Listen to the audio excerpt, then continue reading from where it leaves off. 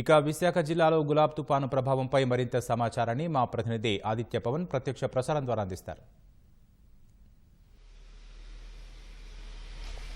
బంగాళాఖాతంలో ఏర్పడిన గులాబ్ తుఫాను ఇది కళింగపట్నానికి 25 కిలోమీటర్ల ఉత్తర దిశగా తీరం దాటిందని వాతావరణ శాఖ అధికారికంగా ప్రకటించింది. నేను రాత్రి తీరం దాటడానికి మొత్తం ఇది 3 గంటల సమయాన్ని తీసుకుంది. ఈ 3 గంటల సమయంలో ఒక బీభత్సాన్ని సృష్టించింది. ఉత్తరాంధ్రలో ఉన్నటువంటి జిల్లాలన్నీ కూడా ఉనికిపోయిన పరిస్థితి కనిపిస్తుంది. ఇటు శ్రీకాకుళంలో విపరీతమైనటువంటి గంటకు 70 నుంచి 80 కిలోమీటర్ల మధ్య వేగంతో బలమైన ఎదురుగాలులతోటి భారీ వర్షం చాలా చోట్ల నమోదైంది. అదేవిధంగా విజయనగరం జిల్లాలో కూడా ఈ ప్రభావం ఎక్కువగా కనిపించింది. ఇక విశాఖపట్నం జిల్లాలో కూడా రాత్రి 7 గంటల నుంచి కూడా రాత్రి 11 గంటల వరకు చాలా పెద్ద వర్షం ఉంది. అదేవిధంగా భారీ వర్షంతో పాటు చాలా బలమైనటువంటి ఈదురుగాలులు కనిపించాయి. ఇప్పుడు కూడా మనం చూడొచ్చు, విశాఖపట్నంలో ఎడతెరిపి లేకుండా కురుస్తున్న వర్షాలు మనం చూడొచ్చు. ఇదే పరిస్థితి గడిచిన 24 గంటల నుంచి కూడా విశాఖపట్నంలో ఇదే పరిస్థితి కొనసాగుతుంది. విశాఖపట్నంలో మాత్రమే కాదు, ఇటు విజయనగరం, శ్రీకాకుళంలో కూడా ఎడతెరిపి లేనటువంటి భారీ వర్షం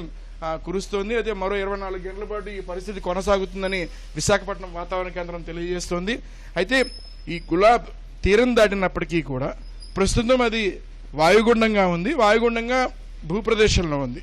అది పూర్తిగా బలహీనపడడానికి మరొక 5 గంటల సమయం పట్టే అవకాశం ఉంది.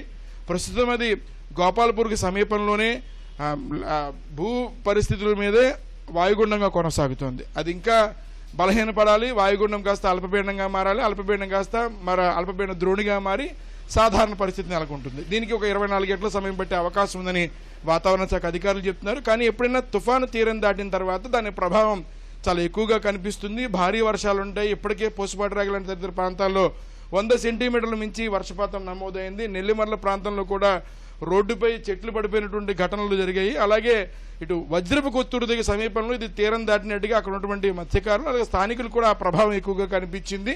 ఇది కళింగపట్నానికి 25 కిలోమీటర్ల సమీపంలోనే ఈ ప్రాంతం ఉంటుంది. కాబట్టి ఆ ప్రాంతంలో మాత్రం విపరీతమైనటువంటి బీభత్సం జరిగినట్టుగా స్థానికంగా తెలుస్తోంది. ప్రస్తుతం ఇప్పుడే అధికారులు పరిస్థితిని పర్యవేక్షిస్తున్నారు. మరొక వైపు ఇటు విశాఖపట్నంలో కూడా జీవీఎంసీ అధికారులు ఇప్పుడే పరిస్థితిని సమీక్షిస్తున్నారు. చాలా చోట్ల చెట్లు నేలకొరిగాయి. అలాగే రోడ్లు కూడా నదీ ప్రవాహమో రోడ్లు అనేటువంటి పరిస్థితిలో కనిపిస్తుంది. చాలా లోతట్టు ప్రాంతాలు కూడా నీరు చేరిన పరిస్థితులు ఉన్నాయి. ఇప్పుడిప్పుడే సహాయక చర్యలు ప్రారంభమవుతున్నాయి. విశాఖ జిల్లా కలెక్టర్ మల్లికార్జున నేతృత్వంలో ఇప్పటికే అధికారులు బృందాన్ని ఏర్పాటు చేశారు. పరిస్థితిని సమీక్షిస్తున్నారు. మత్స్యకార ప్రాంతాలు కూడా పర్యవేక్షిస్తున్నారు.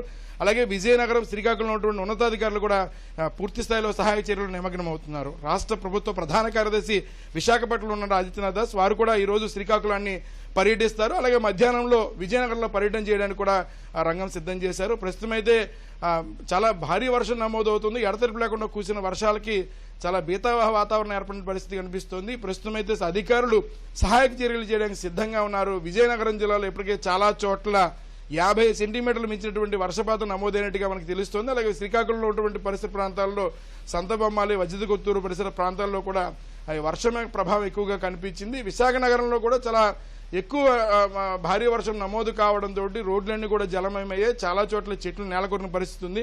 అధికారులు ఇప్పుడిప్పుడే సహాయక చర్యలకి సిద్ధమవుతున్నారు. కెమెరా పర్సన్ కె శ్రీనివాస్తో ఆదిత్య పవన్.